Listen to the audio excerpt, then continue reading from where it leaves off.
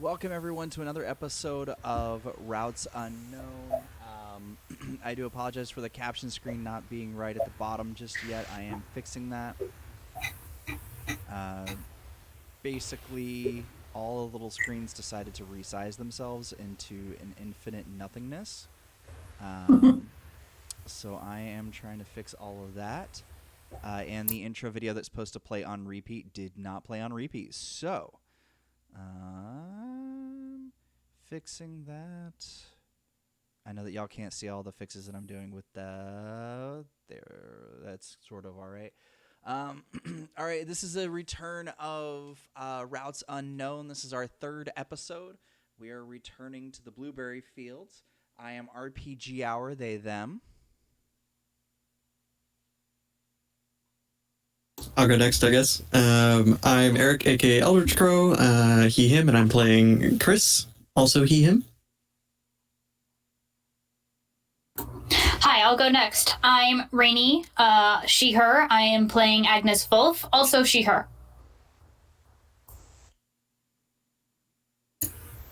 Hi, I'm Jules. My pronouns are she, her. I am playing Theo, who is a spell slinger, and his pronouns are he, him.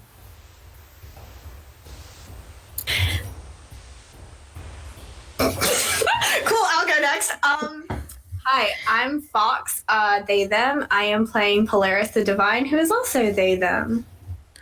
And I'm Morgan. My pronouns are they, them, and she, her interchangeably. I am playing Natalia, the crooked, she, her pronouns. So I apologize. I just realized that I did not send out the ahead of time list of everything, and I was trying to see why, and apparently it's just sitting in my phone app version of Discord, ready to send, and that didn't happen.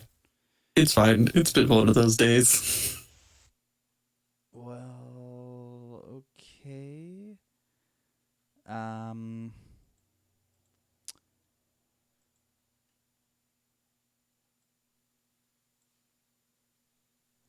Is that any better?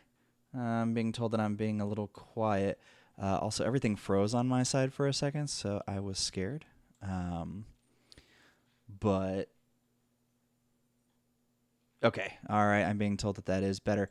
All right, so we left off with Agnes being flown into the wall after disarming the lie detector device. I believe that everybody was in the room. I might be wrong. I'm pretty sure we were, because Natalia and I were both being affected by the weird, truth spell shenaniganery going on. Shenaniganery. Shenaniganery.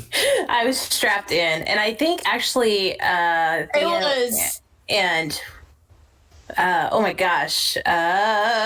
It was Theo and Chris that were the ones that were affected by the conduit, and Polaris. They were right by Agnes when she decided to yeet into the room and do the thing.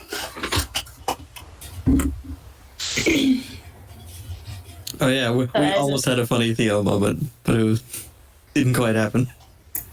Yeah, I come up with some really great lines later that I should have delivered. Something about stealing a childhood toy. So why don't we start with Agnes waking up?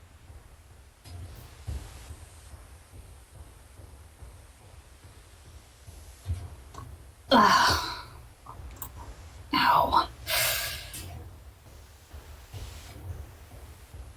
You all right over there?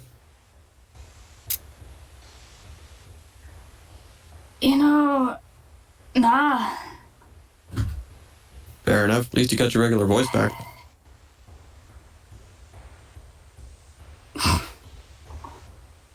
Sounds like a load of funus balonus. Who are you? Oh.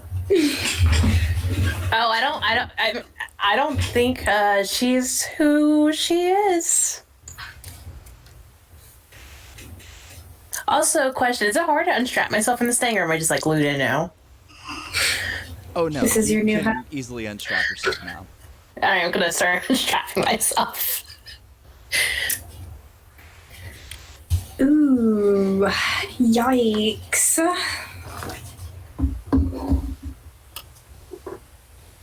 I say something. I'm gonna go over to Agnes and help her up and be like, "Are you okay? Did you hit your head?" I hit the wall. What you expect? Well, yes, you did hit the wall. Do you have a concession? Concussion. A confession?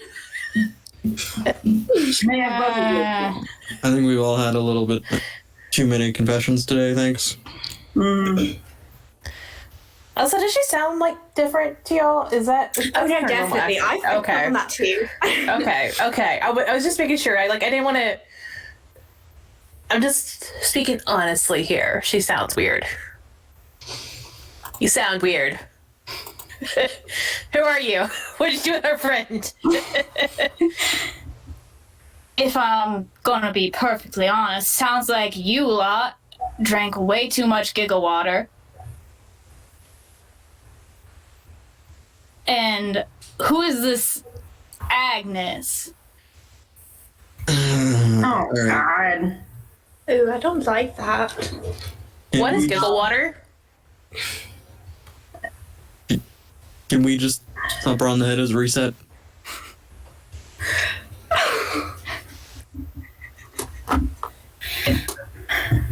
I mean, Turn around and say to everybody else, it's like, okay, who knows in what particular way Agnes is weird? Because I know that all of us have a weird thing. I don't know about hers. Does anybody else have any insight? her arrows. Define weird thing, because I have several. And she has, like, a lot. We know that you do. I know that I do. I don't have shit. I don't know what we're talking about. She has Agnes has a lot of weirdness going. one of the coin.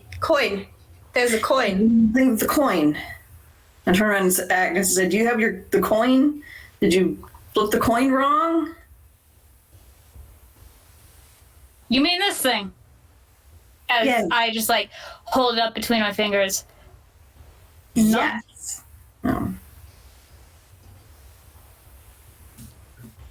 Again, I don't know who you're talking about, this Agnes. Well, then who are we talking to? You're talking to Valerie. Just call me Val. You don't need to know my last name. Nobody needs to know my last name. No, that's mysterious. Is it? I don't have a last name. Wolf? No, it's not. All right. It's Val. So Val. Moon. I just showed me that meme. Reference. If I didn't know any better, and considering I'm not where I'm supposed to be, I would really be yelling at all y'all for getting in my stash. Your stash? There's a stash here. At this point, we should probably be the one yelling at you for getting into our friend, but that's fine. Wait, hold on. There's a stash here. I need to go find it. I'll be back. And then I think Natalia's gonna start like heading out of the room. Nah, I don't think that was literal. I think we gotta. She's I at think the we got door. a Ghostbuster situation going on. Well, I ain't afraid no ghosts. Let's do it. Like, I said let's thump her on the head and restart her, but I guess general consensus on that was no. I mean, You can I feel mean- free. I could punch her. Do you want me to punch her? Like, No, I can look away, so I have deniability.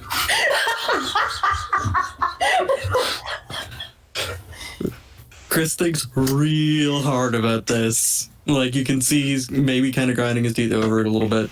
And he just says, nah, this might be a job for the library. Hold on. We should leave first. First of all. Also, we should probably get you a mirror. And he just points at Agnes, now Valerie. Hold on. We have cell phones in this world, right? I forgot. Like, just straight up, like... Yeah, regular no, cell phones? it's basically like it is basically like right now ish. Okay. I'm gonna pull out my phone and like put it to camera mode and just do selfie mode and just turn it around and show it. So Valerie, Valerie. It's frequently easy to forget we can have cell phones in TTRPGs. It's like, what era is this? What is time? But that's you in this small box. As you look at it, you don't see. You see the you that you perceive yourself to be right now. Is the way that I will, without revealing things to everybody else. Creepy. I don't know what y'all are on about. Sounds like you all are a little bit, half seas over. Bless I you. don't know what that means. Okay, Drunk. Oh, look. right. Val, English now. Like, that's good. I desperately wish that I was drunk right now. That would make things much easier on me. What year do you think it is? Showrunner. What? Oh,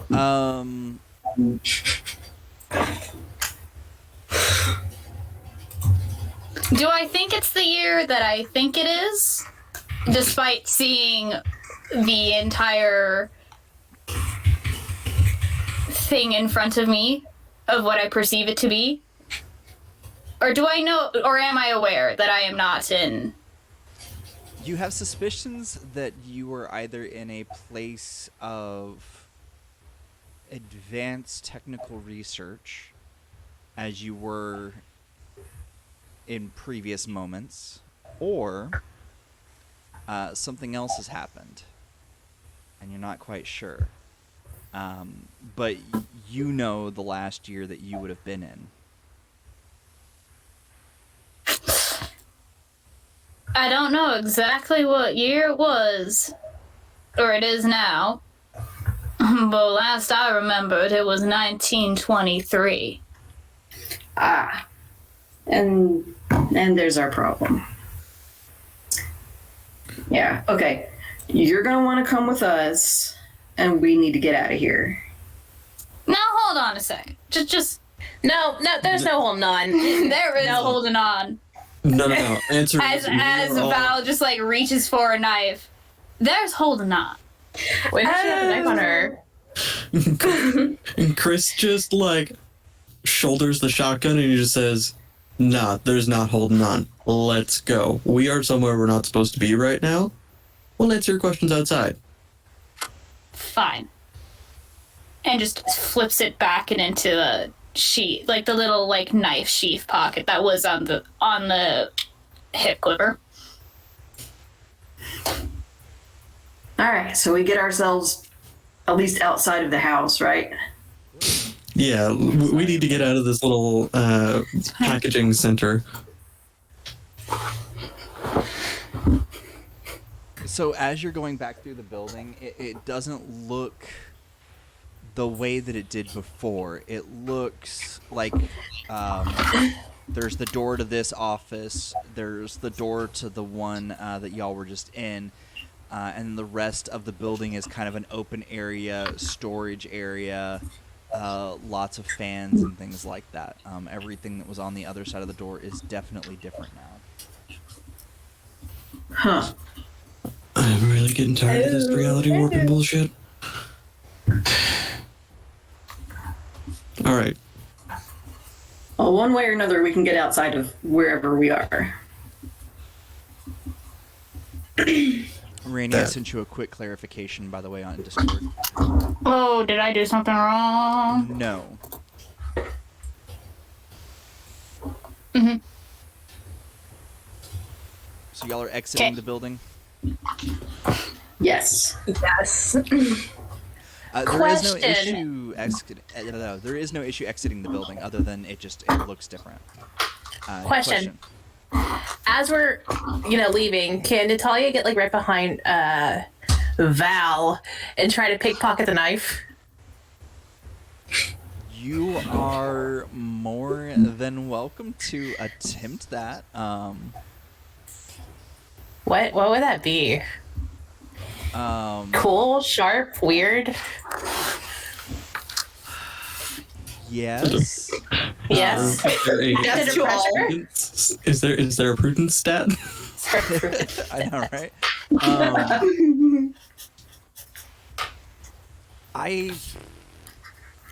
I guess let's go with the simplistic thing. I think this is gonna fall under cool. Sweet. I feel like, knowing the distrust, Val is probably going to make a notice check with that. So that would be sharp. That's an 8. What? That's an 8. Key.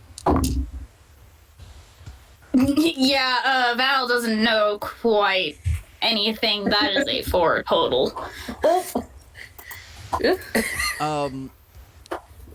Val is stuck in a mental loop of trying to figure out what could have happened. The base ideas keep coming back. Is it a potential experiment that has caused everything to kind of flip on itself? Or is it potential, something to do more with the cult experiments? It's just a lot's going through Val's head. And I'm sorry, what did you get again? An 8. Right. Man,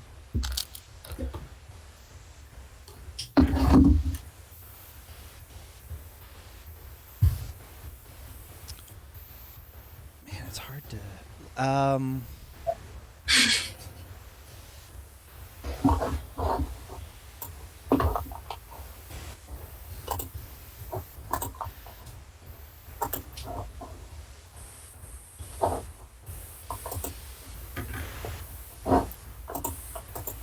I guess.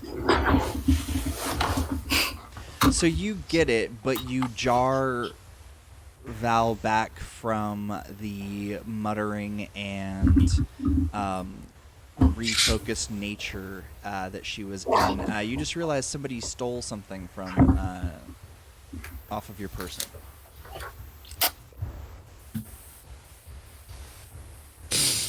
Quickly gonna pocket it.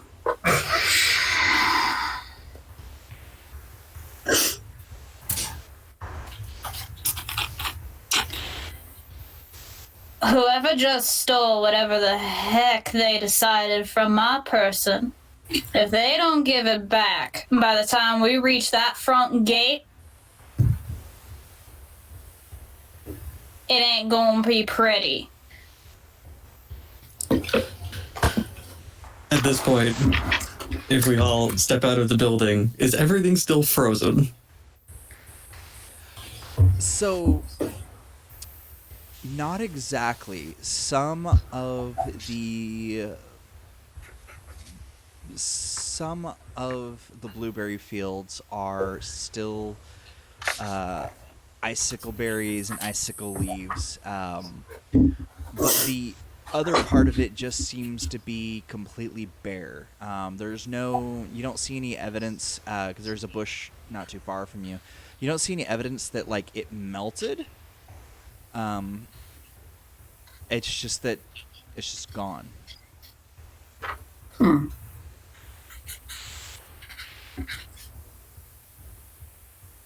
It's interesting. Okay, so once we get outside of the building, I'm gonna turn around and go, okay, I need to tell you guys about something that I saw. All right, sometimes I see weird shit. This sounds way worse than it really is, but I swear I would have seen that the big tall Fey guy sitting behind the desk. on that recorder. Whatever it was, poly something, polygraph. Oh yeah, the lie detector test. Yeah, that. Wait, he was sitting in my You're spot? kidding me. No, You're on the other side. kidding me. Do you happen to know the tall Fey dude? Val? No. I'm smart enough to know not to tango with the Fae. I'm talking about that whole... You hooked yourself up to that? No, that was my sister. That was on me. That was on me, Not baby. I wasn't even in the room with them. Because I know how that shit works. I didn't realize it was magical, but I know usually how that shit works.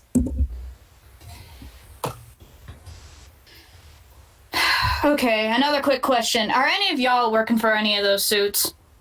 UN. No, they don't like us very much. Do you think I work for a suit? I don't have a job. Here's an interesting thought. Okay, so at this point, Chris is like going out, like has tied his hair back and is pushing up his sleeves. Would Agnes recognize one of the tattoos? Like, would some of the iconography go back far enough to tie it to an institute or something like that? That she'd recognize as UN? Trying to think. Yeah, would Val recognize anything? Because considering the era she came from and what it sounds like she's done to them, she might know some stuff. I mean, part of the problem is that none of the iconography would be familiar due to the fact that it's very far removed, but it's also 20 years too early for the UN. Yeah, that's the thing, is like I was wondering Fair. if it was like, did the UN like absorb some other group or whatnot? So yes, and from what you've been able to tell is that when the UN group was formed, a vast majority of the larger organizations disappeared. Only the more fringe groups and more public-facing groups still are around. Gotcha. Masons aren't, they're still around. You've still got Shriners. You've still got people that follow things like the Hermetic. Oh my goodness, the thing just left my. Aleister Crowley's organization, the Hermetic Order of the Golden Dawn. Stuff like that still exists because it's very public-facing, and depending on how they exist. But more secretive things, smaller groups, ones that were more into secrecy have basically disappeared. There's been no direct sightings of any of them for quite a while, but some of these new organizations, their symbols are sort of like you could like take 3 different groups and be like, hey, if you kind of smash these together and then like give it to somebody on Fiverr and ask 5 different people to create a new logo, you get something. So Gotcha. I just didn't know if there was like a lineage to that or not. So cool. not a direct lineage. In that case, Chris just says, not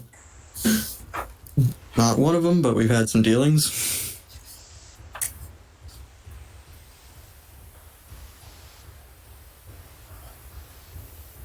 Alright. Fair. Still I ain't trusted any of ya. And at this point, she's just like rolling the coin between her knuckles. All right. So we've got 1 possible possession, 2 of you still frosty. Bye, Frosty. Possession.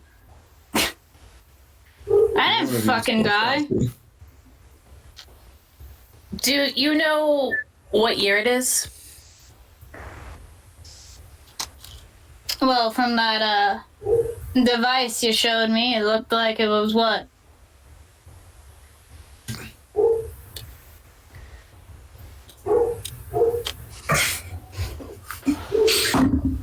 2000 something, 100 years in the future. I don't know what the hell this is. What the hell y'all doing? For all I know, this could be some cult just yanked me in here, trying to keep me off my guard, and doing hell's know what to my partner. I have no idea what's going on with you, but I am going to ask Agnes when she gets back. I don't know who this Agnes chick is. It's the body you're occupying currently. Yep. So, you're dead. And, you're in someone's body. Just FYI. Y'all really have gotten something. You must have. Too much giggle water for all of ya. God, I wish. No. Do you know where It's you called are giggle right now? water.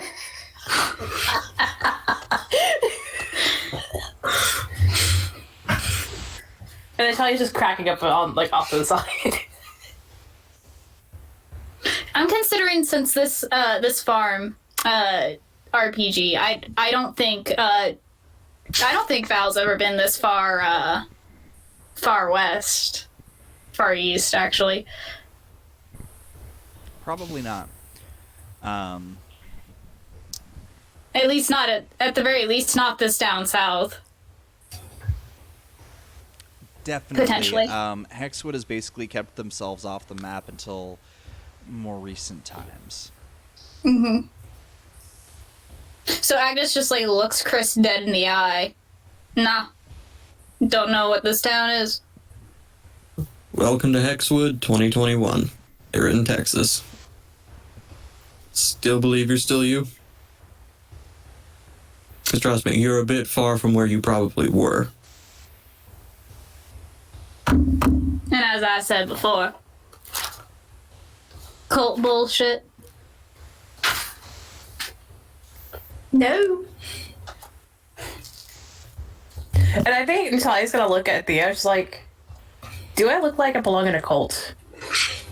Look her dead in the eye and say, well, maybe. I'm gonna punch you. Natalia, you almost did belong in a cult. Remember the Football pyramid team? scheme? The football team? Nah, the pyramid scheme. Just after high school. Oh, right. Look, you know what? I had to get some money. Sherry Ann sells really good cosmetics. Right.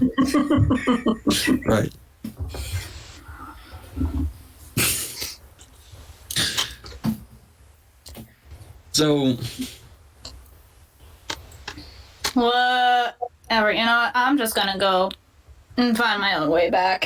Y'all can trot off. Hey, wait, no, No. ain't gonna happen. not happening. Technically, you're my guardian. Technically, I have the keys.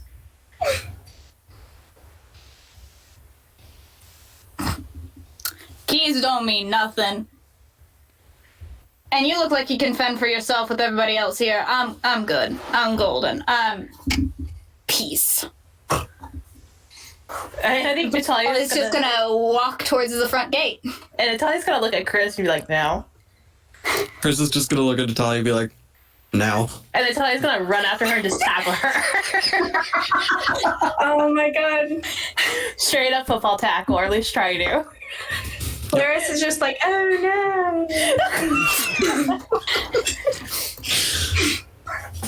Laris is just taking notes on proper tackle form.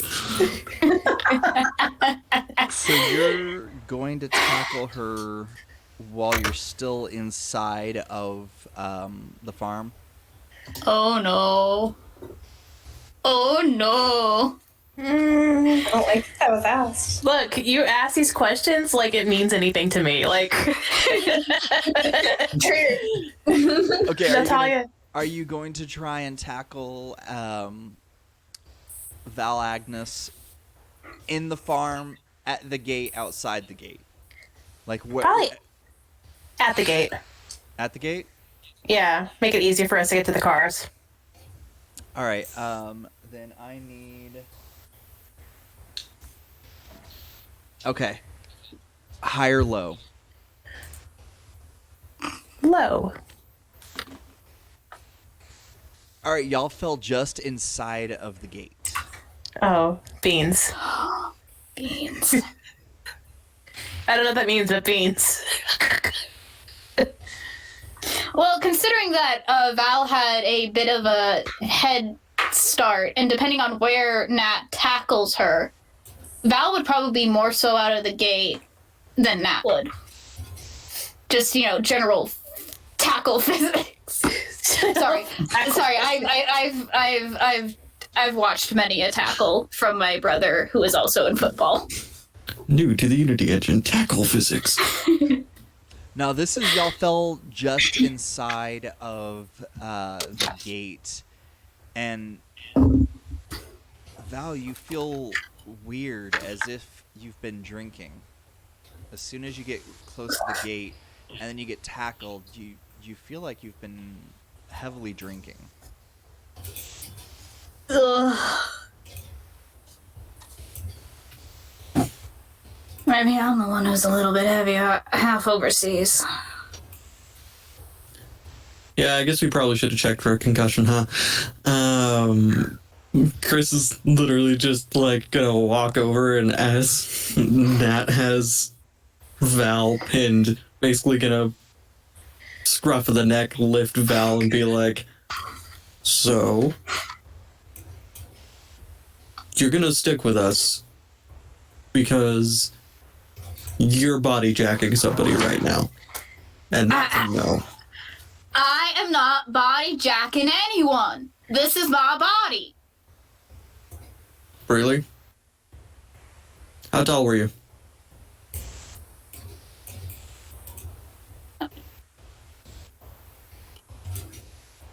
Seriously, how tall are you? 4'11". Why the fuck do you gotta ask? He sets the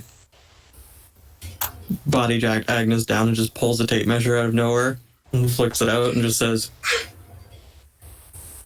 "Seems like you grew an inch overnight." And puts it away.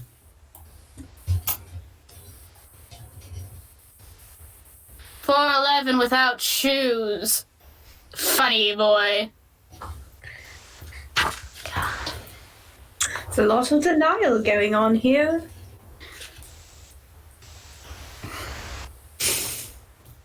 Chris counts to 10. I would like to note, though, for Chris's sake, that Agnes was actually 4'11", not 5 foot even. Oh yeah, I know. He's bullshitting just to try and get Val to listen. Also, I wasn't expecting you to say Val was the same height as Agnes, because that's not usually a thing. There have been historically short people. There are reasons. No, but the chances of them being the exact identical height during a possession scenario across... Who says it's a possession scenario? Oh, we don't know otherwise, is all I'm saying. We have no idea. We could try. We could figure it out. The odds were not in that favor. I will put it that way. If y'all want to have an exorcism performed, there's some people in town I know that I would be cast out happy evil. to help. I can we literally have Star Child that could just exercise on a whim. Well, I'm going to attempt to cast out evil from Agnes. All right, and that's a standard move for your playbook, correct? Yeah, that's a standard divine move. La la la la la. Why is it so difficult to find? This is fine. I mean, it was either this or a thumping was happening. I mean, that was ready. Okay, so Either works or it doesn't. you said cast out evil. Yes. On Agnes. Do I have to make a roll or something like that? No.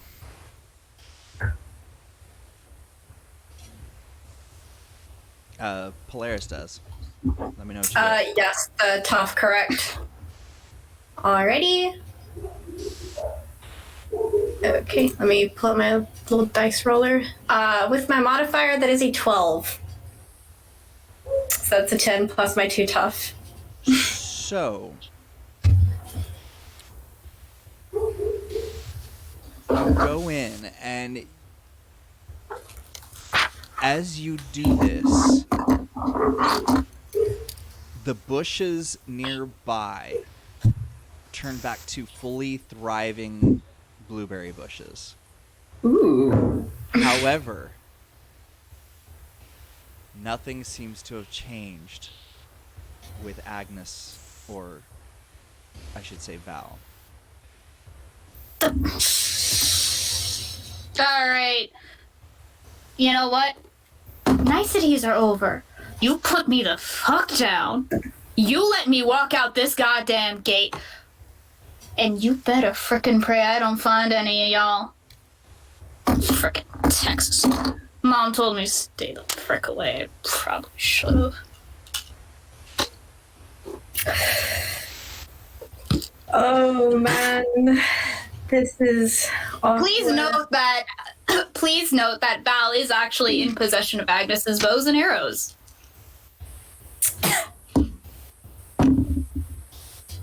Well, you know what I'm in possession of is an industrial-sized thing of bubble wrap. I feel like it is time to wrap Val up. Clarice is just like, Cool. At that point though, Val is going to like make a break for it because we are still inside the gate. Go ahead and let's have Val make a roll, and we are going to do. Which one of these moves is the best for this? Let's do an act under pressure. Yeah. So plus cool. Oh, that's an 8. I got 2 3s and my cool is +2. Okay. So on a 7 and 9, you're gonna get a worse outcome, hard choice, or price to pay. So you can make it to the gate and get out.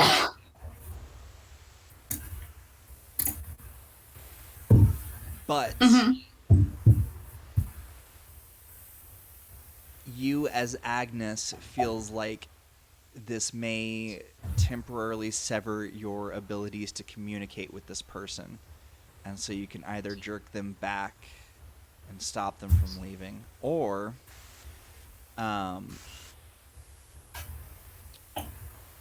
if you stay inside of the fence and go towards the blueberry bushes instead to try and get away and reason with them potentially,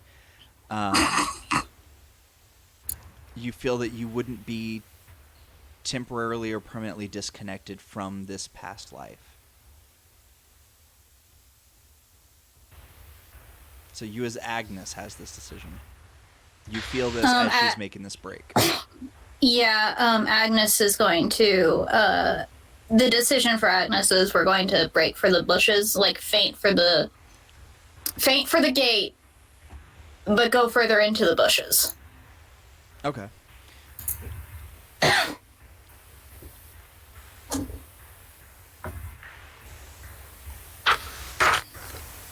Go ahead and how do I do this for everybody else?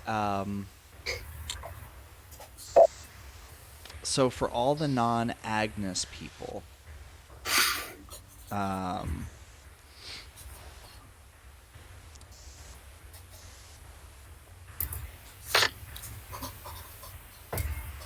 is this? Go ahead and everybody else give me a plus sharp right quick.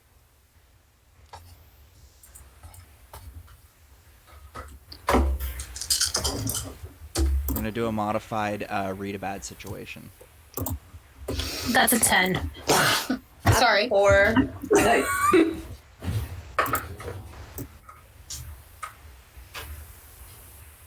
hold on. 11. I got a 4, an 11.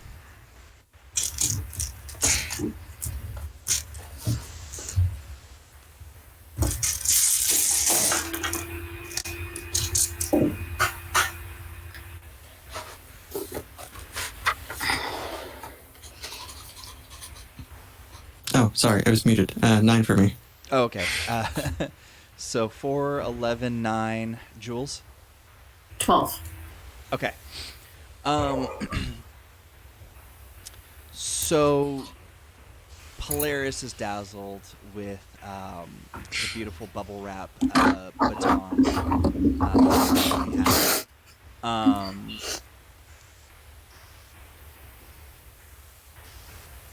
You find it difficult, Chris, to see where Agnes went to in the bushes. It's like she just disappeared. And the other two of y'all see the doorway that's been opened that Agnes has gone through. It's just right inside the bushes. Get back here! And you just need to tell you to starting to go for it. Can I go through the door? Oh, yes. Yeah, we're totally doing that. The worst siblings. So y'all are gonna say anything? You're just gonna go barreling through the doorway? Hey, where did this doorway come from? Doorway, what? Where's it go? Chaos, We'll find please. out. And like Chris grabs Polaris by the back of the shirt and like tugs Polaris along after Nat, because to him he just sees Nat and Theo dive into a bush and disappear. Yeah, Polaris will be pulled away from the bubble popping. Like, oh, a bush. So as soon as y'all get through, there's two people standing next to each other that look almost the exact same height. One is Agnes, and you're not sure who the other is.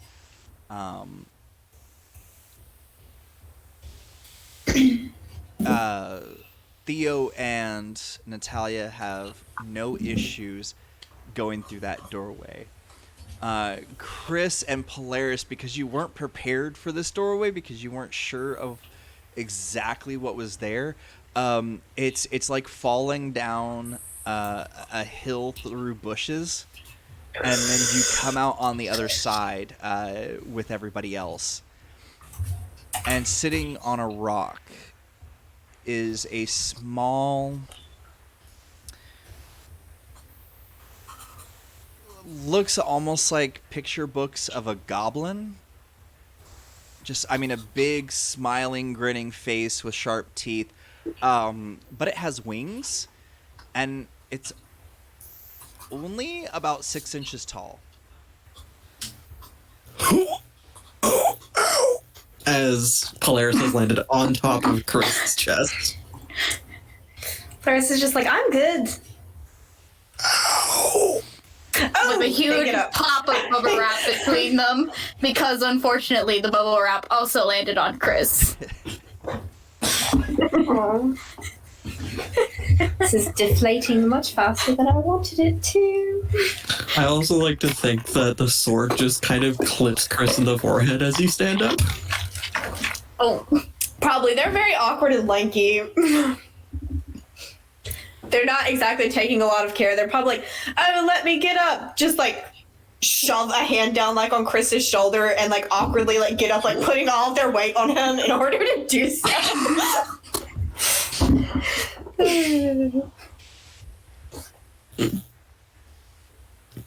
Chris just stands up and like brushes himself off and gets his wind back and looks at Nat and Theo and is like,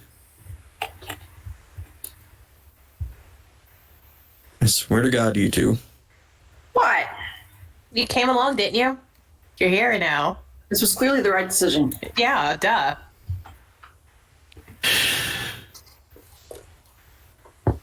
So, Fine. Agnes, you realize that this person in front of you is Val. Mm-hmm. And so you and Val are standing beside each other, and as far as you could tell, you're both corporeal. Mm-hmm. Perfect.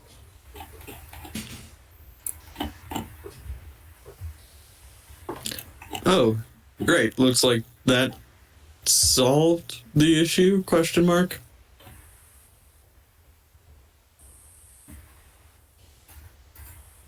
Val, Agnes, Val. I'm assuming you're Val, considering you're both the same height.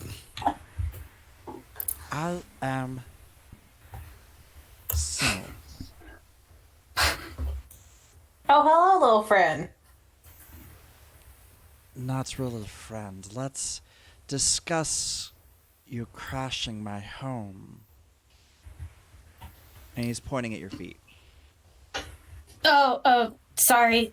And like this is like that little like dual voice from both Agnes and Val's. They're just like, yeah, okay, yeah, sorry.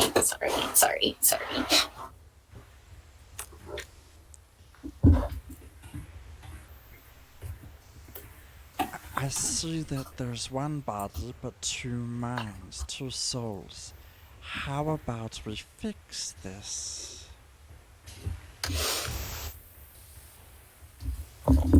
You know, no thank you. I personally would like to stay where I am right now. And Mama said don't take any deals from the Fae. Well, only one of you can go back through the door. And this place only has a little bit of time before it's gone.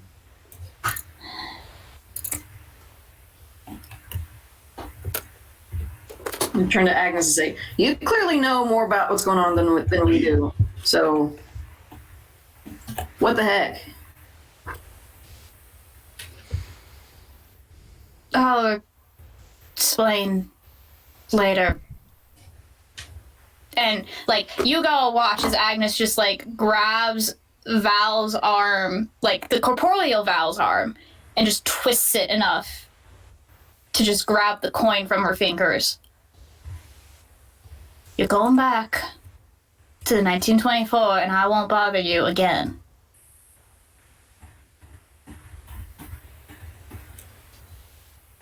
Yes, I can help this.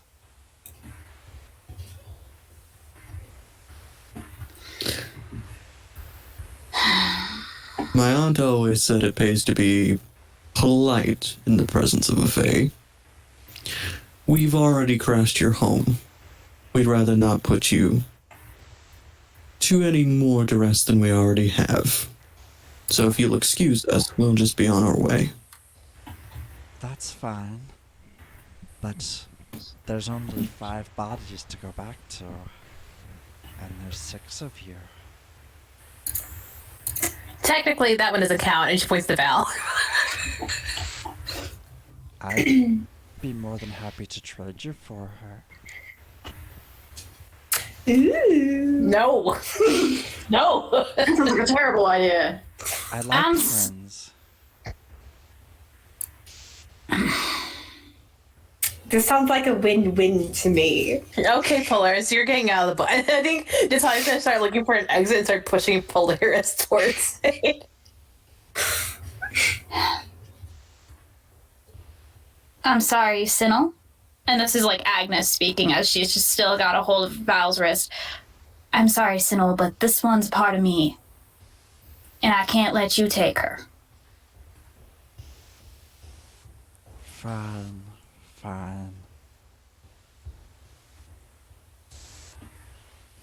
Help me release her back to her time. If you can, please. Sure. But you have to bring me something in return.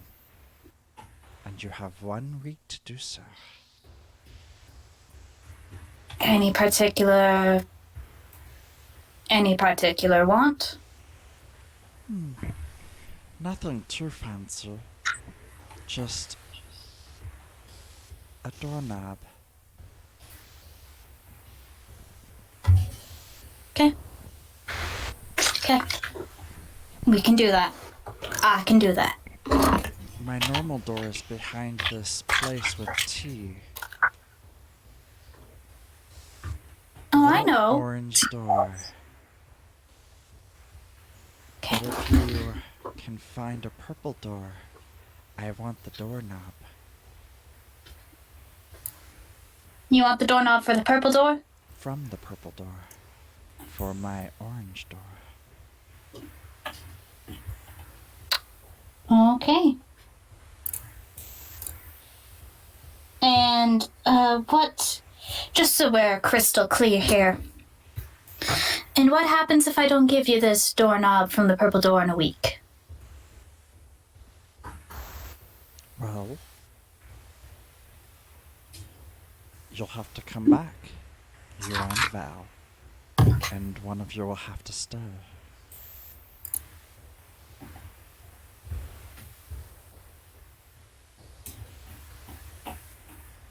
Acceptable terms.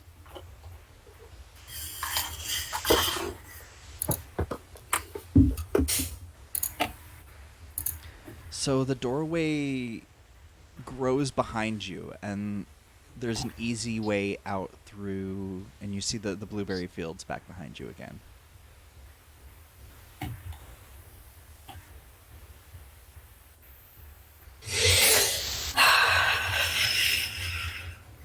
Natalia just pushed and pulled Eris. She's like, don't. Laris is very dramatically moping. So they're like ragdolling. It's very, very hard to They're push so them. tall. Oh, yeah. Oh, yes, they are. Polaris, if you head out now, I'll teach you how to fire a gun. Ooh, yes. All right, let's go. Gun time. Agnes will just Ever said give a gun? nod. Agnes will just give a nod and just, like, yank Val herself a little bit and just, past life, I release you back to your own. Before she lets go and make sure that she has the coin. Okay. And do you do that as you're walking through the doorway, or do you do that inside of this other area? I will do that inside of this other area just in case it doesn't quite work going through the doorway. Okay. She sort of disappears. You can still see her and feel her, but for everyone else, Val has disappeared. Huh. All right, I'm going to need to know some more about that later on, Agnes. Because if something like that happens again, I need to know who I let my sister tackle. Oh, and I think Natalia pulls out the pocket knife and hands it over to Agnes. I mean, yeah, this is like Agnes probably, just steps on through and just reaches out to test to see if Val is still there after walking through the doorway. As soon as you're through the doorway, Val disappears, and you get a vision of a purple door. You know where it may be located. Okay. As soon as you pull out that pocket knife, you hear a voice right behind you, Natalia. If you bring me shinies like that, we can make other deals. No! Definitely not. Fuck you, tiny thing. Respectfully. Respectfully, fuck you. Respectfully, fuck you. Fuck you. Tiny goblin. I just want to be friends.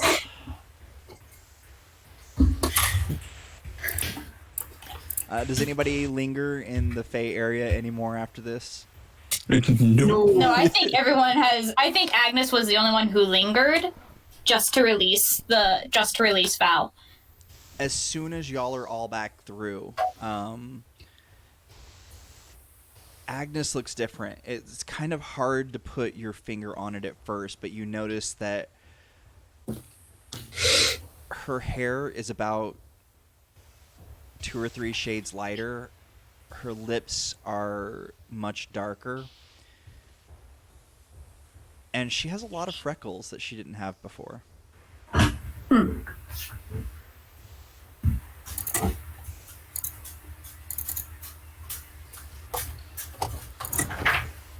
What? What are you looking at? Or you just look a little bit different.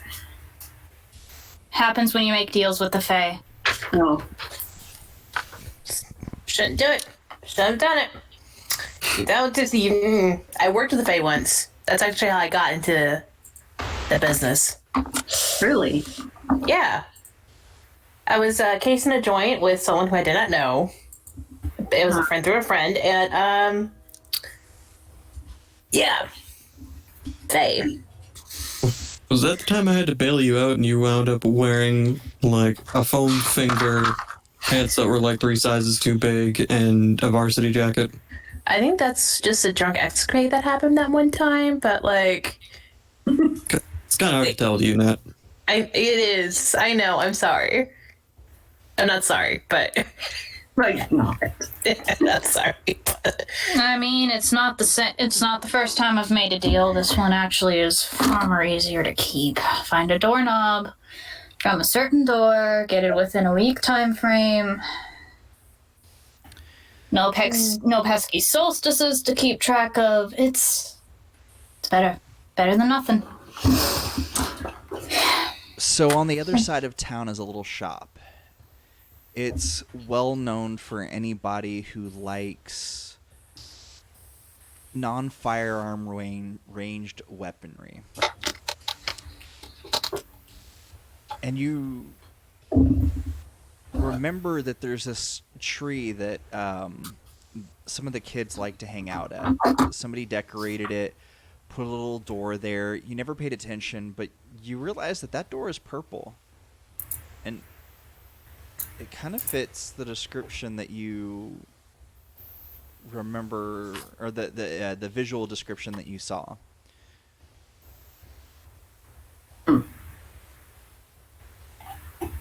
You never really paid attention to it before because, I mean, it's just kids being kids. All right, so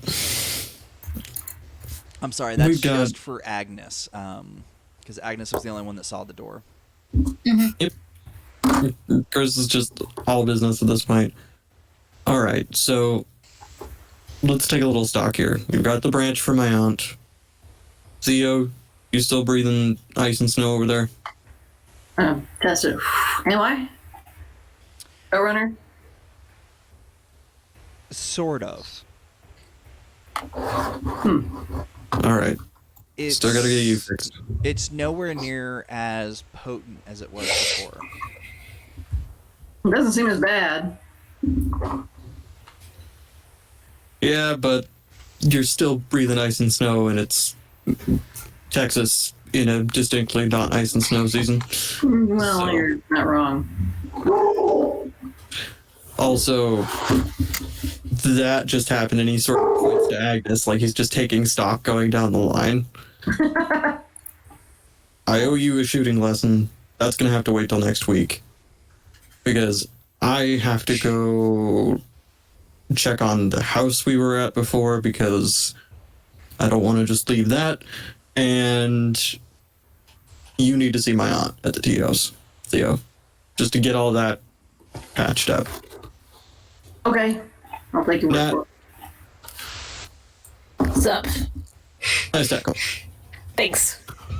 It's so Yeah, nice tackle. You want your knife back or not? Because I can hold on to it, like, no problem for you.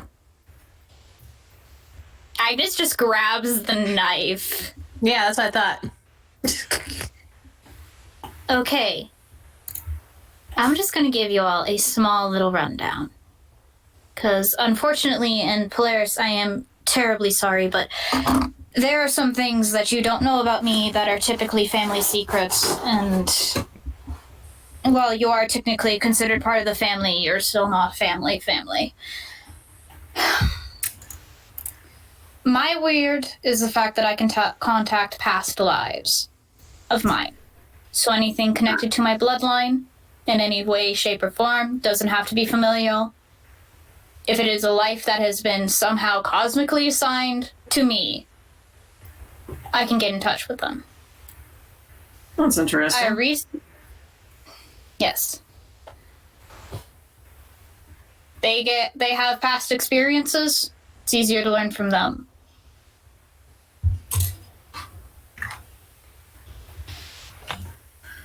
All right, so what do we do the next time that happens?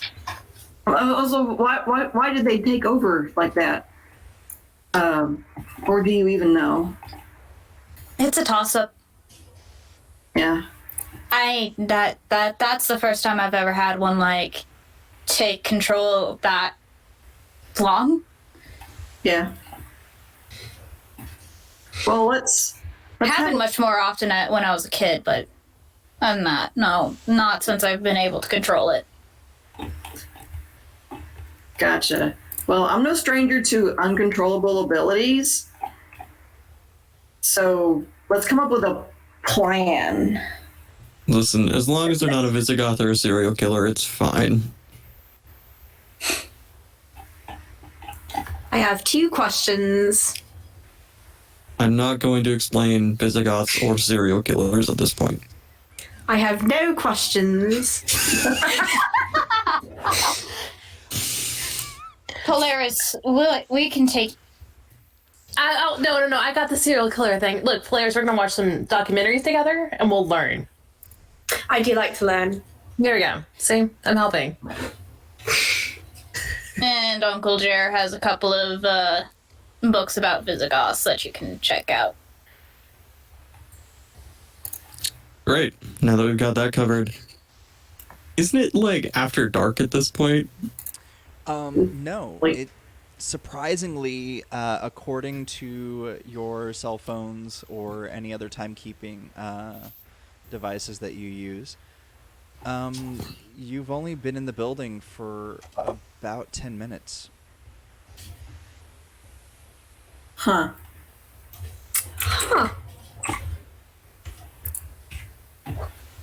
Makes sense.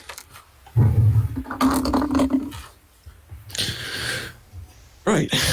Well, Theo, I'm gonna need a lift back to the tea house just to get my own car. Yeah, sure. And then Chris starts like walking off, but he does that walk of like one hand on his lower back from when Polaris like landed on him, and he's very clearly like nursing some kind of pulled hamstring from it or whatnot, and is just Ouch. like limping along. Oh,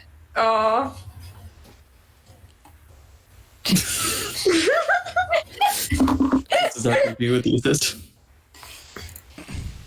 Either way.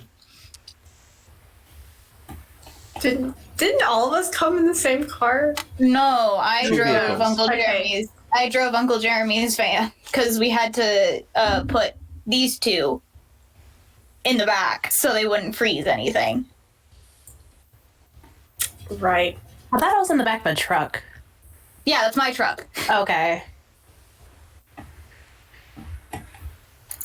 I'd be like, I don't know what you two are doing, but that's my ride, so gonna go join them. Well, I was thinking we're heading back to the tea house as well. Just Oh, because, okay. A, this is Uncle Jeremy's truck. And B, Oh, yeah, you're still there. Yeah. Unless he walked home. And B, I gotta let him know about this Fae deal and see if we can. We're hitting up the archery range.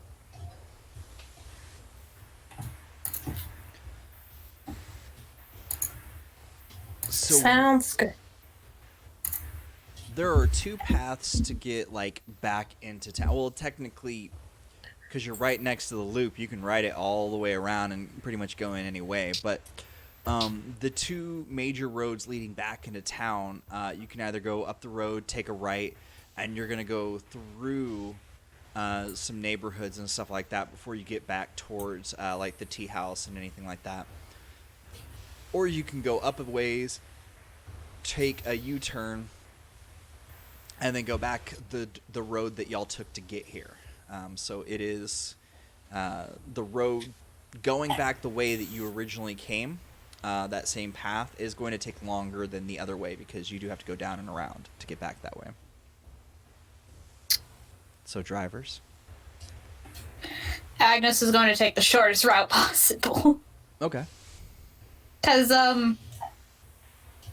yeah. time is of the essence, even though it's a week. Might take an entire 3 days to try and get a good time to get that doorknob from that purple door.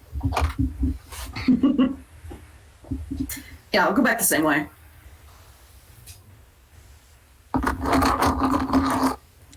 All right.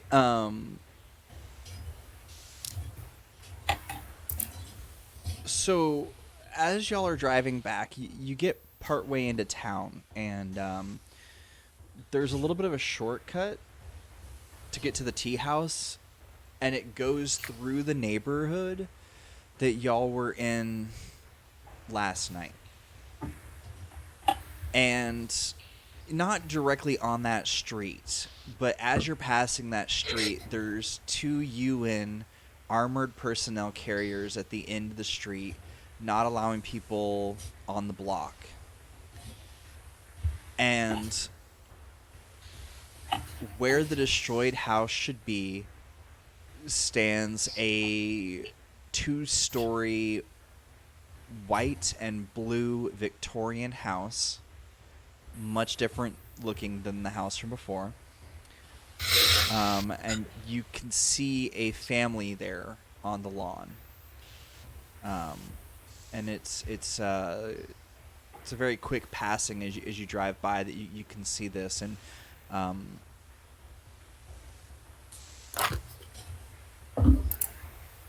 yeah, you see the friendly agent from before. Friendly. He promptly gets a finger. The bird, as you may say it. Agnes is just staring ahead, like eyes hyper focused on the road, so she can gain plausible deniability. Oh, I think I'm in the car with Theo and Chris. So Yeah, Theo's gonna pull off and stop and look. yeah. Ooh. What in the hell? As soon as you pull over, there are a couple of there's a couple of the soldier types that start coming towards your vehicle, and you can hear, please keep your vehicle moving, and they're motioning on and directing you. You're not my mom. Fine. Keep moving. More birds are given to them. Yes, I'll keep moving.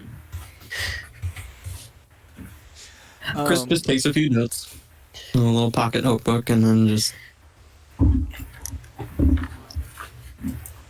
tucks that away for later.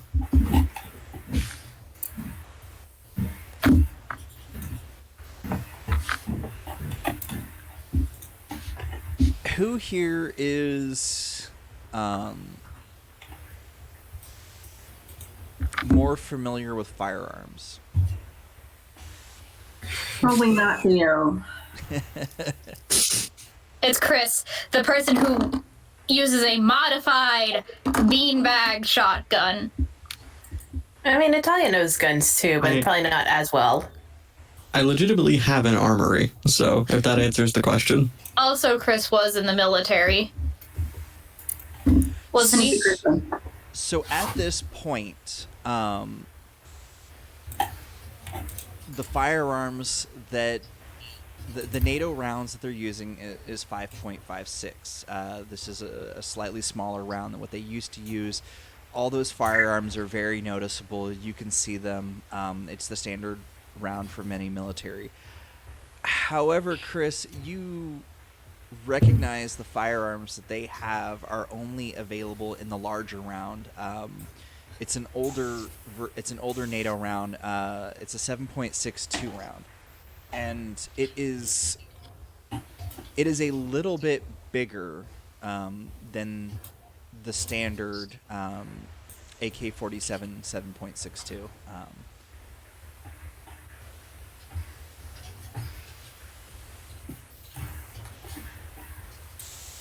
So they are using older. Now the guns look brand new, but they are modeled after older firearms.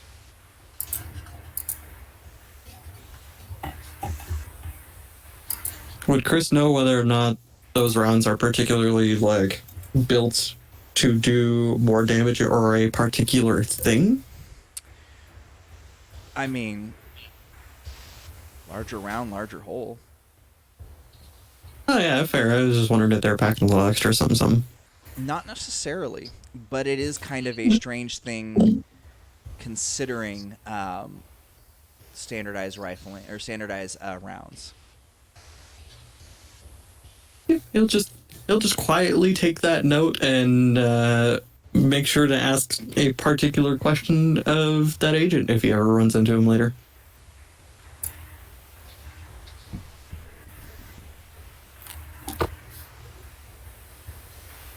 All right, so who is in the car that didn't stop? I think Agnes and Polaris. Probably because since Nat could actually, like, get in Chris's, like, ride like a normal person in Chris's car and not freeze it over. Y'all get there a little bit earlier, and the tea house is pretty sparse. The only people that are there is your uncle, who is still fidgeting around with those devices. And the sort of oh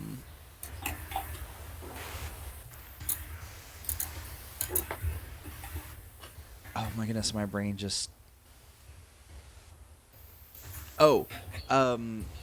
the head of child services is there.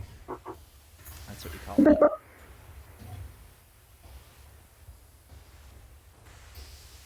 Oh my. Like a social worker or like. It's the head of child services. The head of child services. Did somebody steal a baby? Theo says that, and Chris immediately glances at Polaris and then away from Polaris. Oh no, this is This is before you guys get here. Yeah. Like, this is just Polaris and Agnes okay, right now. right. We're not there yet. Fair.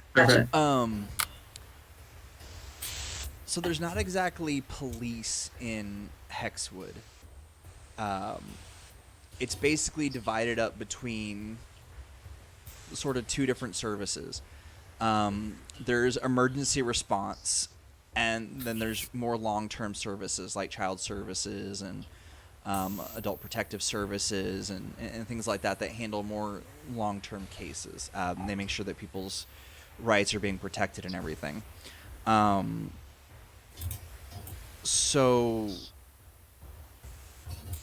the fact that she's here is a very strange case. But as soon as Polaris walks in, she gravitates straight for her. Them. Sorry, them.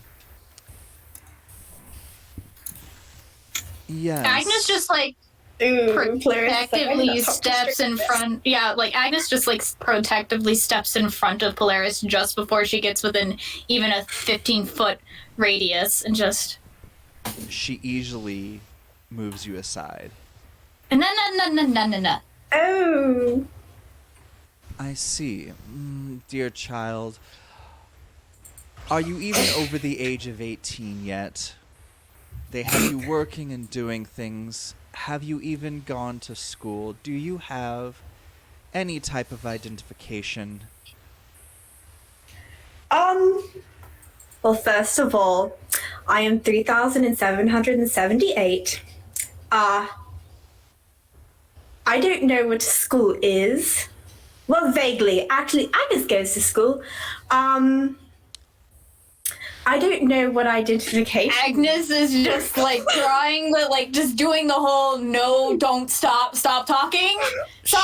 She looks Polaris right is like at your watching uncle. Agnes, like, what? She looks right at your uncle and is like, and this is why I told you the paperwork that you gave me doesn't make any sense. And this poor child seems to not have a standardized education and is in Not a need child. of better care. Not a child. Okay. Hold on.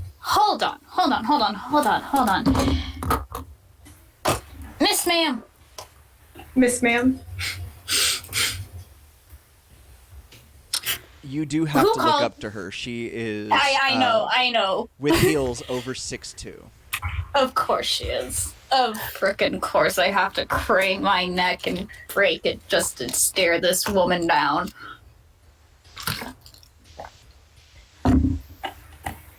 Clarice, was it?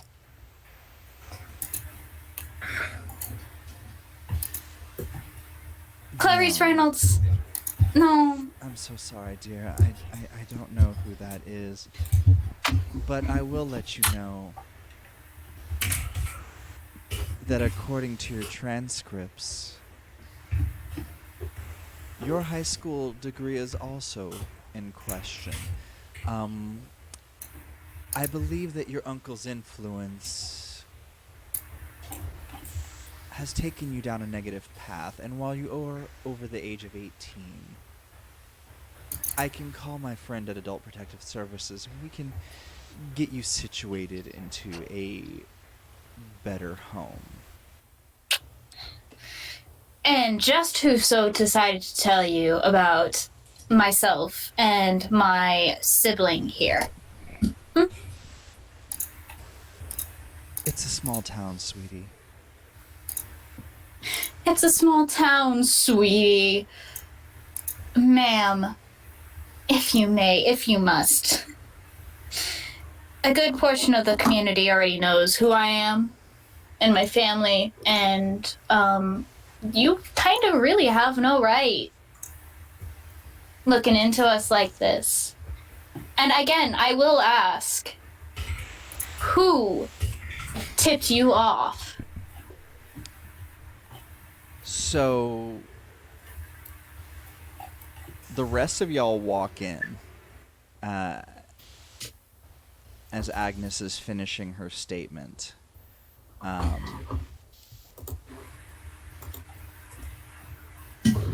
So I will, before we continue the situation here,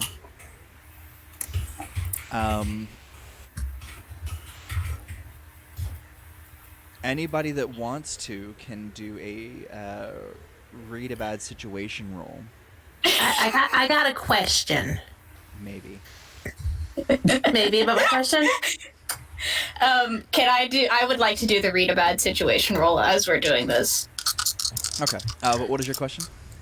Because I have friends on the force, and since there's technically not like a force in this game, what would my quote unquote friends in the force be then? It would be in relation to any kind of direct emergency services. So Okay. social workers that would show up on the scene, EMTs, fire department, any of those are the equivalent of the force here. Okay.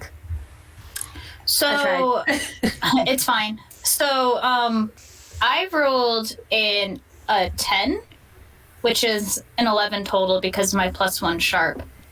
Anybody else gonna give it a shot? However, I forgot to mark down. No. Theo doesn't notice anything amiss. I pulled a 13, 11 plus 2 sharp. By the way, everybody, if you are missing, don't forget to mark down experience. Ah, darn it. How many times have I missed experience in this entire thing? I think it's 3 times this session so far. I think it's 3. Don't This worry. is- There's only 6 hours after this episode is over to rewatch to find it out. That's Polaris got a 9 for this situation. Okay, so And I got 10. okay. I have completely forgotten what Agnes got. I got one. I got 2 less than Chris. Okay, so everybody except for Polaris got over a 10. So, And Theo got a 9. oh, I'm sorry. 9. So for everybody that got less than a 10, you're going to get to hold one of. Well, no, y'all only get one. So for this situation, you realize that this person is not who they say they are. But you are not sure. You're not sure why you know this, but you can just feel that something is not right about this person. For everybody that got 10 and over, you will get to take 2 questions with you, and you get a very distinct feeling. She gives off a very distinct feeling from last night. Exactly like the figures in the house gave off. And then for the other questions, you can it's any of the read a bad situation questions, which is like what's my best way in, way out? Are there any dangers you haven't noticed? Biggest threat, most vulnerable to you? What's the best way to protect the victims? So any of those questions you can hold on to for later.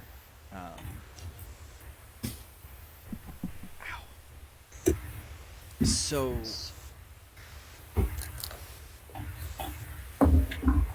some of y'all get the feeling that she's definitely not who she says she is, and something else just doesn't feel right about the situation. Question. Yes.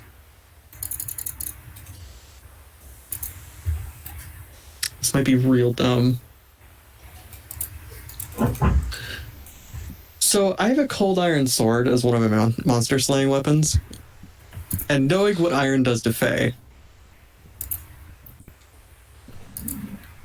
could Chris walk in and like nonchalantly just act like he is trying to put his gear down on one of the tables, fumble it, and actually manage to like brush the sword against this person and see if it gets a reaction?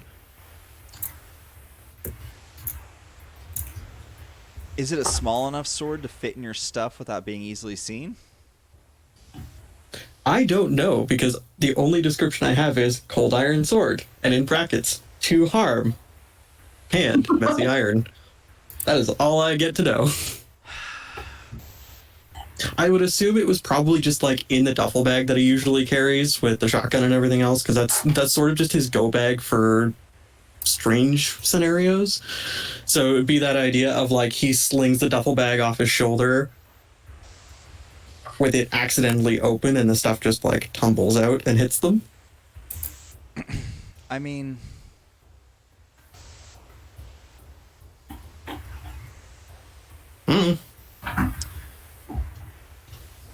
if we are assuming that it is something on the smaller side, like a Gladius or I would think so. He's not rolling around with a, Zweihander or a German greatsword and anything I mean, I like didn't that. figure that big, but I mean, there's still some blades that are just, I think, like, in terms of max size, a rapier would probably be your max for easily to fit. It would have to fit in the bag, so, like, it's... I would say it's probably something like Gladius length. So now the question is, how much of it outside of the hilt and scabbard is iron? Oh, I'm thinking like the whole thing. Like, it is an iron blade but the what amounts for a guard and what amounts for a pommel are like twisted wrought iron. Okay. Because he wants to be able to pommel strike a bitch. Then give me a cool roll. Let me just scroll up to see what I got here. Alright, that's look at yours. Is anybody else going to Ooh. be trying anything while Chris is going to be fumbling his stuff? I forgot to mention, but Agnes keeps her arrows on her left hip. Or, no, sorry, her right hip. The hip that she just can easily draw from. And her right hip is what she usually puts forward when she tries to, like, block somebody off from Polaris. Where's his left? So this fumble might be a bit more literal than I was hoping for it to be. Because I got a 5. Oh, can I help a friend? I want to help out. So, I mean, it makes it all the more believable if it's an actual fumble. Well, I was trying to like get the iron in contact with skin without stabbing this person, but I think I might just wind up accidentally stabbing this person. in regards to the Agnes situation, she would have specifically put the arrows on the opposite side, so she would have maneuvered herself onto the left-hand side. Mm-hmm. Okay. Beautiful. So, like, she and- actively avoided brushing up against my arrows. Oh, absolutely. Okay. Chris, not only is the sword out on the ground, but the entirety of your pack is out on the ground right now. So can you give us a quick description of everything that just fell out? Okay, well, let me rephrase. Everything from the pouch area where the sword was would have come out. Okay, so the area with the sword was like the main area of the bag. It's one of those longer duffel bags where it's got pouches on the top and the bottom, you know, looking orientation wise. The main like area is where he tosses the shotgun. It's where he tosses. Hold on, I need to scroll. His go bag contains the cold iron sword, a magical dagger, and a shotgun. So those are the three big weapons that fall out. He's probably got, in addition to that, like a crowbar, probably like one or two like power tools, like a drill or whatnot, because he also does a lot of like handiwork around town to pay bills and pay for his gas. And then just like an assortment of odds and ends. Absolutely ammunition for the shotgun falls out, but also some more occult things, like he's got a little notebook where he keeps track of, you know, creatures he runs into.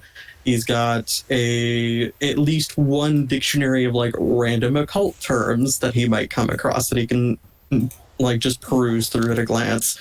And it's all just like starts off like, oh, weird weapons, and then just gets stranger from there.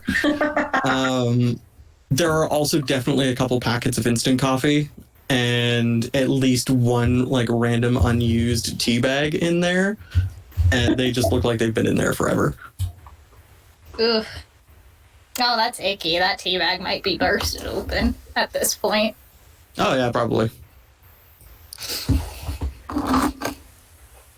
Waste tea. As soon as the sword falls out of the bag, everything starts going everywhere.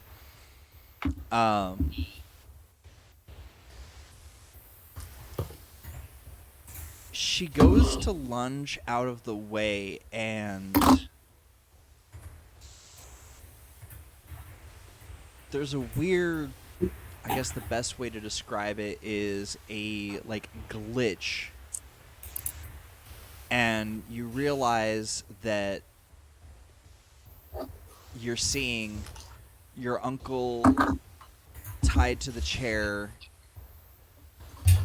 and your aunt trapped behind what looks like an invisible wall, and then it's gone again. And you're back to seeing your uncle in the corner tinkering on the device, and then that's the only person visible in the place. Okay. Yeah, Agnes is going to just pull out one of her arrows and just knocks it onto the, like, just slots it onto the bow and stare at the lady. I would at the same time like to use my weird, if I could, please. Sure thing. What is your weird? My weird is no limits. When you need to push your physical body past its limits, roll plus weird. And then on a 10 or more, your body obeys your will to the limits of physical possibility. On a 7 to 9, you do it, but choose a consequence. So 1 harm, take -1 forward, or you need to rest immediately. So. No limits. No. All right, I just want to have it in front of me.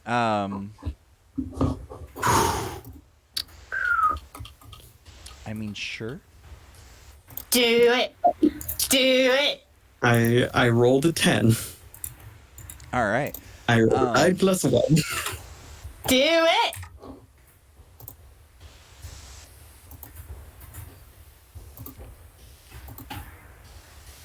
Okay, so what are you going to do with this?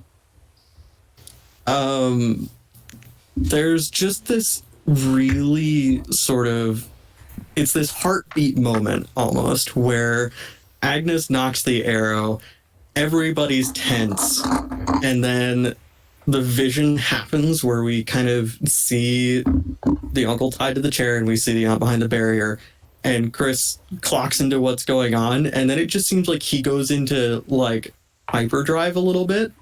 So he scoops up the blade, like it's basically a sweep up off the floor, smacks the Fey lady across the face with the flat of it, so it's full cold iron to the face. And then while she's reeling, he is going to put a hand on her face and head slam her through the table. Because you do not mess with this man's aunt. So, I mean, part of that actually happens as soon as the blade touches her. Chris. It's like a red mist happens, and Oh, shit. she goes flying through the door. And your aunt falls forward as if the wall disappeared. And your uncle is tied to the chair with the device and with duct tape. Duct tape feels so mundane. It's like, yeah, we got all this magic, but you know what really works? Duct tape. Duct tape. What really works in duct tape? Agnes just notices and immediately flips the arrow back into her quiver and just immediately heads over to Uncle Jeremy to start cutting him free with the pocket knife that was oh so graciously returned by Natalia. Yeah, and like, no doubt y'all would notice that the reaction time on that, it's not like ridiculously superhuman, but it's definitely faster than somebody Chris's size should be able to move, I would think. Hey, you still got it. And Natalia's just gonna pat him on the shoulder and then like run out the door after the lady. And he's just like, yep, let's go. And he's after Natalia. Polaris will go too. Polaris,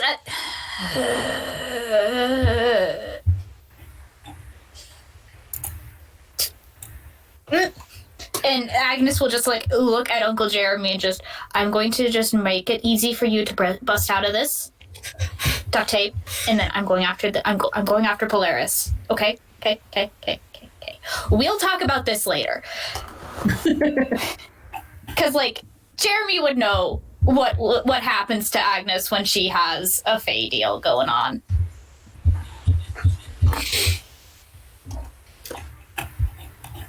So,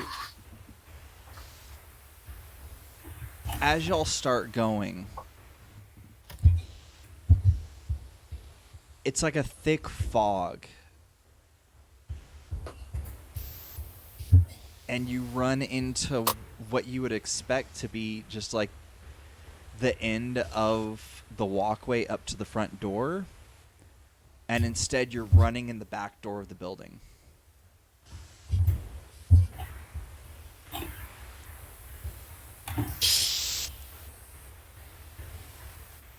I hate the Fae.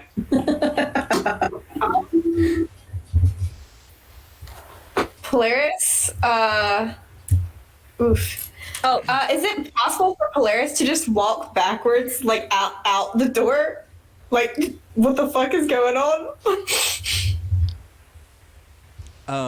Yeah.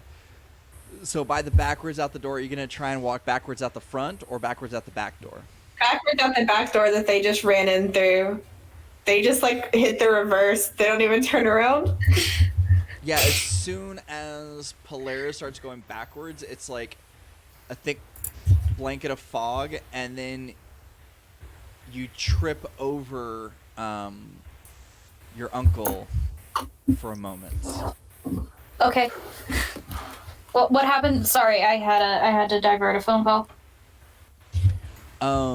Basically, there is a thick fog outside that no matter which door you go out of, you end up coming back through another door. Okay. Polaris just kind of reverse moonwalked back into the front and tripped over y'all. Oh.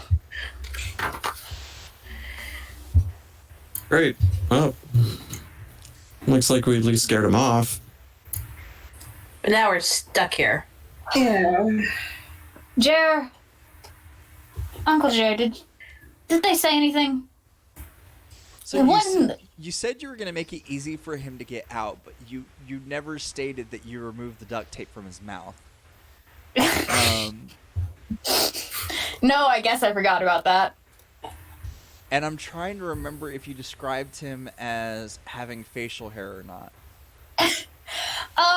He probably grew out something. It's gonna be unfortunate for him. It's gonna be unfortunate for him. Like Agnes just like notices her, like goes to turn around, and is like, all right, and just reaches over and yeet. Are you kidding me? You know what I have told you about dealing with the Fae, and you come back looking like this. Listen, okay, we went to case the blueberry farm, and the Fae bullshit happened at the blueberry farm, and one of my past lives hijacked. Like, bad hijacked. I was getting rid of this, there was this stupid polygraph thing. Nat sits down, conduit, and... Oh, am I? Nice. No, that's a bad thing. Oh. Especially considering the magical device you strapped yourself to. Hey, you didn't have to come in. You did not have to come in. That was on you. You couldn't get out. I couldn't. Did you see me unstrap myself? I unstrapped myself and got out, so. Not while Yeah. you were spewing out lies like that. Nah. Lies? I was Truce, not lying. Whatever. Just... It is a circumstance upon circumstances, much like the other time I got locked into a Fae deal. It's fine, Uncle. All I have to do is just get a doorknob from somewhere in town. I have a week. It's fine. A doorknob? It's fine. A doorknob. What do you mean, a doorknob? Just a doorknob.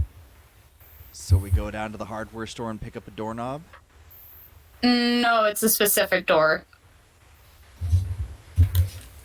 What door? You know that little Fae door that popped up right by the tree by the archery and axe throwing range? The ones that the kids hang around? Wait, so you're saying you had this Fae wants a knob from another door's Fae door? That sounds like some Fae trickery bullshit there. Are you wanting to start a war between Fae? That sounds You like agreed bullshit. To something that is going to start a war between Fae. Who knows if it's an actual Fae door? It's one of, you know, the whole fairy garden thing is just an entire scam, Uncle. You know what the scam? Pyramid schemes. Krista's aunt comes over and starts placing tea down for everyone. It was this or I lose Val, okay? No Fey door is fake. Only access to their realm is restricted.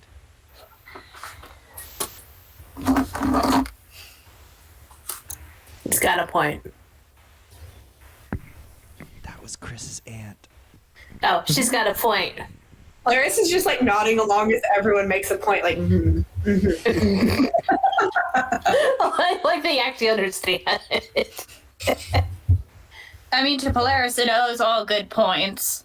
yeah, they're like, good argument. That one too. So, you realize that your aunt isn't sipping tea. She's got a tall glass. It looks like a mosaic handmade cup, which she only uses when she drinks wine. And she's staring out the back door, and she said, well, looks like the Fae's gone. The fog is lifted. Is the fog lifted? Yes. Wow. That's lucky. Hopefully they wind up with a bit of a headache. And Chris is just putting stuff back in his duffel bag. So sure, write me up, call me whatever name under the sun you want to whoever you have to report to for this area so it can get back home. I don't care. I'm not losing contact with another past life. What do you mean? Val By hijacked. Polygraph. Okay, so it was one of the old ones from like the 1920s, the ones with this weird capacitor attached to it. And so you Val. just got near it and it just... No, Natalia strapped herself to it, activating it. Natalia, a conduit, made Did not know I was a conduit. which Was is unaware of good. magic. Yes, which I'm is just here both for a fair. good time. So I figured out how this device works if you want to chain her up when you go to take a look at things in the future. That would be actually a very good idea, Uncle. You want to hand it to me? I can tell you what it does. Nat, no. But Val, the past life, had dealt with it before. A progeny of, like, whoever the UN has absorbed now took her partner away after dealing with this. She showed me how to undo it. I thought my friends were in danger.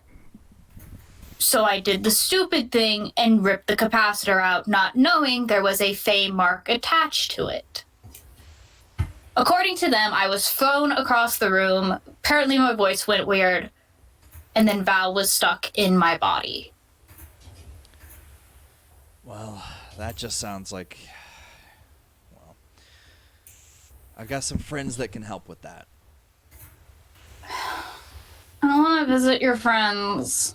Well, you don't have to visit them because they're not exactly the visiting type. Oh, don't tell me they're the weird hat people. Just because you don't remember your childhood birthdays doesn't mean that they're not real. And they can help. I told you this is why I didn't want to have birthdays, so they wouldn't show up. But no, Mom didn't listen. You didn't listen. Dad didn't listen. Look, some secret societies meet in the back of a church, some meet in a government building, and some meet at birthday parties because no one's going to think twice about people standing around with party hats. people would think twice if they realized that the only people who stand in those corners with a tilted hat would be the secret society. Look, I don't think everybody here is ready to hear about the jaunty hats. Please tell us about the jaunty hats. Natalia's just over here dying.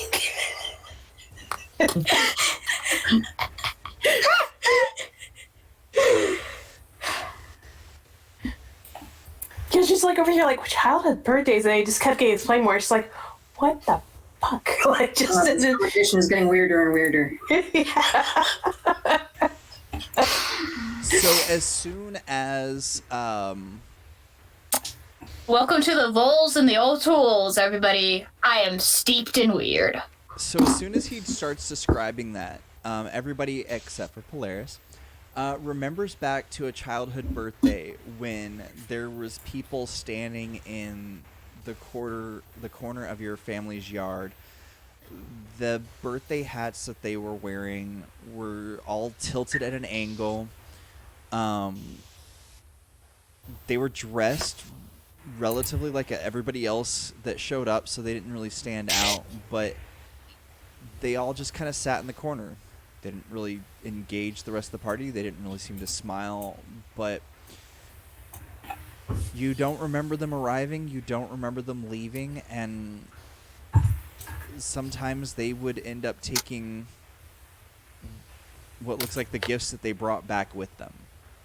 They would leave with party bags, and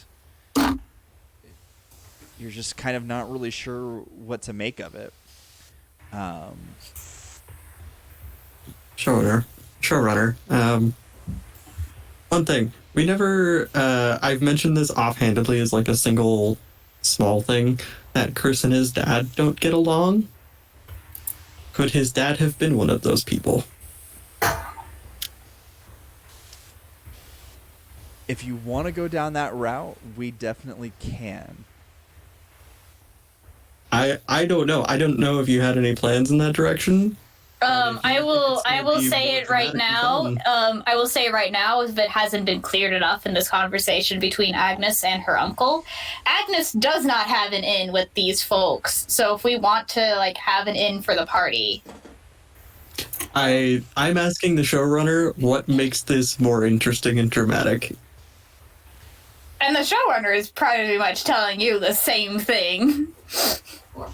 If you are attached, or if your dad is one of them, this would be something that you are not privy to. Yeah, like I'm thinking like this memory happens to Chris, and then he remembers like, wait, my dad was there. Why was my dad there? Like that single small thread of connection is what I'm thinking of. Oh no, if your dad is involved, then anything directly related to you, he wouldn't have interacted with them. So it may have been Oh.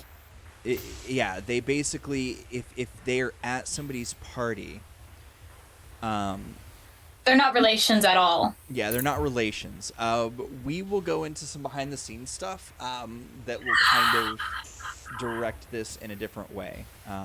Okay. I was misunderstanding then. That's just on me. Because I was thinking like, oh, he would have just been there as one of the participants. But if they're not going to be there in case like someone related is there, then it doesn't work. So they would have been at the party, but if your dad is a part of them, they wouldn't have interacted with him at that moment. Yeah. They would have let him That be. that doesn't function then, so never mind. Sweet. In that instance, can Chris just like finish packing his stuff and look at his aunt and just say, "So you and I gotta have a talk."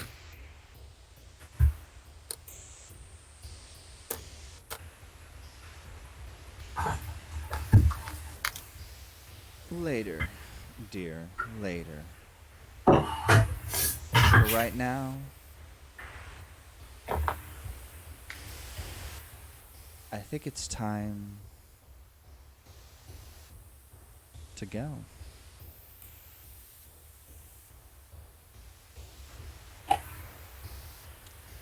And on that note, we're going to end for tonight. Okay. Yeah, I think just let's say to go where and then you cut it off. So I think the expression on our face was like, what the hell? Like, I did send the outro order over. Oh my goodness, I am losing my voice. Let me find this outro order. Outro order? Oh, it's in the Yeah. Discord. we ignored the intro order. Oh, We didn't get so me now. yes, it's Yes, you. please. All right. I forget the script. My name is Fox. They, them. I play Polaris, the Divine. You can find me on Twitter at lilsmallfoxdraws. I'm gonna be active again. I've been moving, but life is getting back together. Yeah.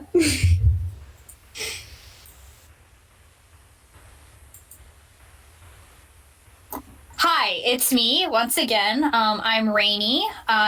She, her. I played Agnes, the professional playbook. You can find me at Twitter at Rained Keys or here on Twitch at twitch.tv /Rainy Keys. And you can also find me on Eldritch Crow's channel this Sunday for the 3rd episode of Beacons of Calistri. I play Alyssa Vesper. Yeah. Hi. I am the resident bird wizard. I'm Eldritch Crow. I'm running a game on Sunday called Beacons of Calistri, which is also being produced by RPG Hour, which is wonderful. You can find me on Twitter at Eldritch Crow, and you can find me on Twitch at Eldritch Crow with 2 W's.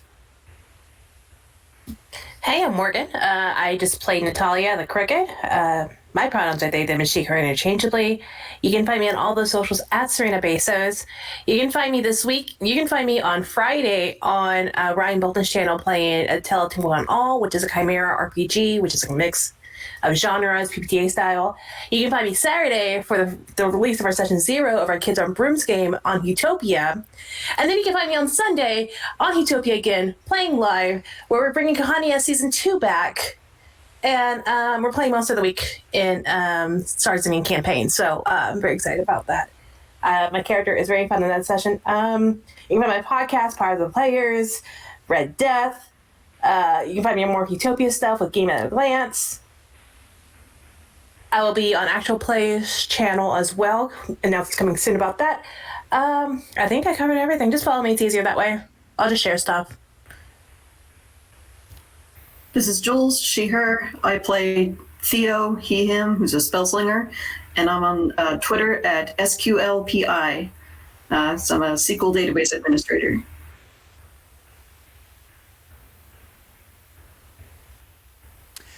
This has been Routes Unknown, a part of the RPGHour Studios network.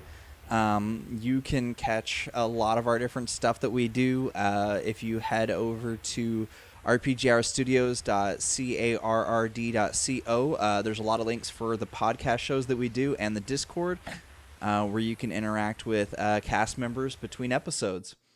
And until the dice roll again.